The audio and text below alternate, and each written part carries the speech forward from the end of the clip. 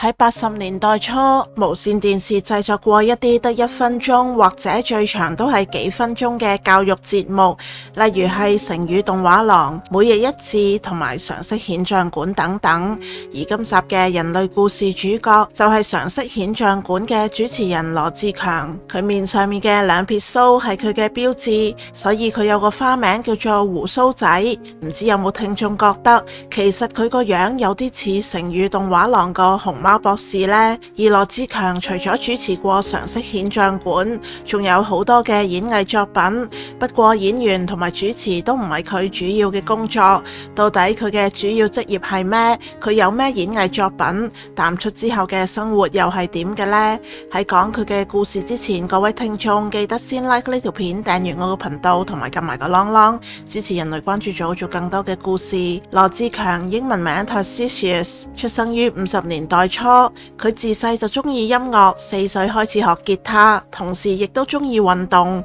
讀書成績亦都唔錯。可以話係動靜皆宜。中學時期嘅佢就讀位於西環嘅聖類斯中學，1969年畢業之後，佢升讀香港政府物理治療學校。呢間學校係香港政府喺1963年起於伊利沙伯醫院營辦嘅，而家已經停辦咗㗎喇。1974年，羅志強畢業之後就喺瑪嘉烈醫院做物理治療師。佢好熱愛呢份工作，而網上揾到佢一個事蹟，有位網民分享自己1975年嘅時候6歲，因為慢性腎炎入咗瑪嘉烈醫院。嗰個年代冇咩娛樂，鬍鬚哥哥即係羅志強，有時就會去到兒童病房嗰度彈吉他唱下歌，令到一班住院嘅小朋友唔會咁悶咁寂寞。咁多年後，網民仍然係印象深刻，佢大讚羅志強係一個無私奉獻嘅醫護人員。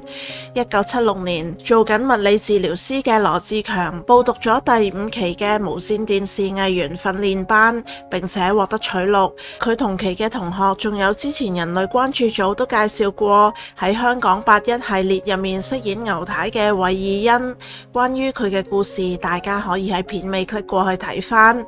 藝員訓練班畢業之後，羅志強好快就接到主角嘅角色，包括1977年嘅劇集《一屋兩伙三人行》，就由佢同黃杏秀主演。黃杏秀飾演嘅嘉嘉係一個地勤，同爸爸一齊生活，而羅志強飾演嘅高文傑性格正直，佢租住咗嘉嘉同埋爸爸屋企嘅其中一間房。高文傑同嘉嘉慢慢發展成為情侶。羅志強亦都拍咗1979年嘅《網中人》，佢同羅蘭姐飾演兩母子，佢個角色名叫做歐振龍，花名叫做神龍歐。到咗1980年就有小夫妻，呢套係一屋兩伙三人行嘅延伸，講述高文傑同埋嘉嘉新婚之後嘅生活。同一年仲有外母駕到，佢同陳美玲飾演一對新婚夫婦。劇情講述羅志強個角色羅奕占同外母嘅相處，從而反映出兩代之間喺生活習慣同埋思考方面嘅代溝問題。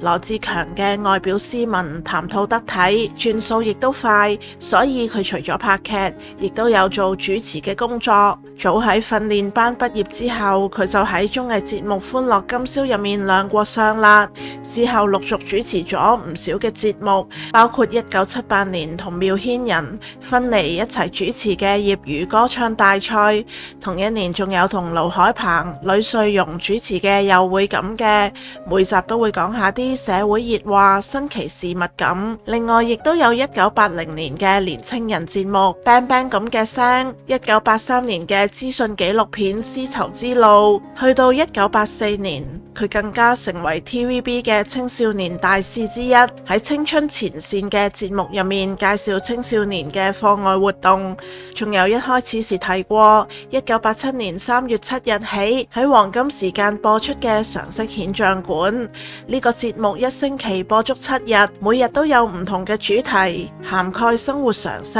歷史、健康常識、法律、語文、休閒嗜好同埋科學等等。羅志強都有接外面嘅主持工作，例如1983年，佢就同盧敏儀主持咗第10屆全港傷殘人士天才表演大會，仲有1984年香港聯校課外活動節籌委會嘅音樂晚會人約黃昏後，南區道路安全運動開幕禮、宣明會嘅基緊30籌款，同埋九龍城藝術節開幕禮等等。除咗拍劇同埋做主持，其實佢都有拍電影㗎。當時媒體形容佢拍劇係收視保證，嘉禾電影亦都睇中呢一點，向佢招手。1981年，佢同吳耀漢拍咗喜劇電影《龍咁威》，呢套戲原名叫做《貧亦樂》，羅志強個角色叫做阿明，而吳耀漢個角色叫做香梗。佢哋兩個都係喺大陸偷渡去香港。香梗性格純品，因為生得同香港一個叫做龍咁威嘅明星一樣，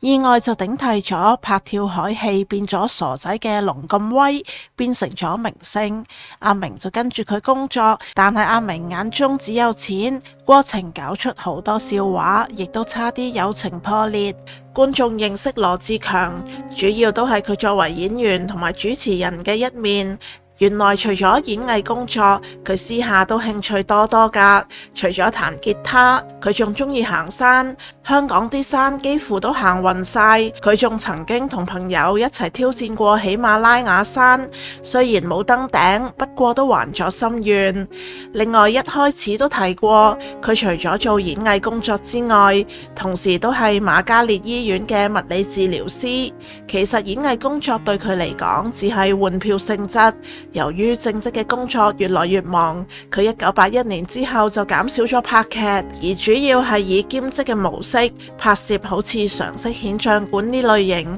可以放假時一次過錄製，比較唔花時間嘅主持工作。踏入90年代，佢再冇喺幕前現身啦。不過佢並冇因此而得閒咗㗎，佢非常之勤力，好似有無限時間咁喺公餘嗰陣不停進修，先後完成咗物理治療深造課程、香港浸會大學中醫藥學士同埋廣州中醫藥大學博士課程，亦都喺香港成為咗註冊中醫，仲有澳洲新南威爾士大學嘅衛生管理碩士、香港理工大學設施管理碩士、澳洲醫務行政學院院士等等嘅資歷。期間喺1993年，佢離開咗物理治療師嘅崗位，轉到去東區醫院做專職醫療總經理，負責安排為病人提供全人治療嘅醫療服務。佢日頭返工，夜晚繼續進修。佢積極做醫療相關嘅各種工作，由前線到培訓，以至行政工作都有涉獵。佢又喺香港大學做客席講師，亦都曾經獲得香港醫管局委派，成為中醫藥組綜合醫療統籌主任。同時亦都出版咗好多嘅論文刊物，去分享醫療同埋行政管理相關嘅經驗。其後佢憑住多年嘅經驗，擔任港島東醫院聯網醫療管理及臨床培訓中心嘅榮譽顧問。佢經常都會被邀請到海內外做講座或者係授課，分享臨床同埋管理嘅經驗。佢亦都獲得澳洲醫療評審機構任命佢為醫院認證審查嘅考核員，負責認證海內外醫院嘅醫療質素。佢唔只係對業內人士培訓演說，2018年佢亦都返到去自己嘅母校聖類斯中學做職業講座，等啲莘莘學子都可以了解到醫療行業嘅工作發展。不論係演藝工作定係醫療界嘅事業，羅志強總係會顯露出佢嘅熱情。每個人嘅每一日都只係得24小時，但係羅志強就能夠有效咁安排時間，將想做嘅事，不論係興趣定係事業、理想都做得好好，非常之令人敬佩。今集嘅人類故事就分享到呢度，唔知大家有咩感想，歡迎留言分享。另外記得 like、subscribe 同埋個啷啷，分享俾所有中意聽人類故事嘅朋友，亦都可以考慮以 Super Fans 支持人類關注組做更多嘅故事。我哋下集再見。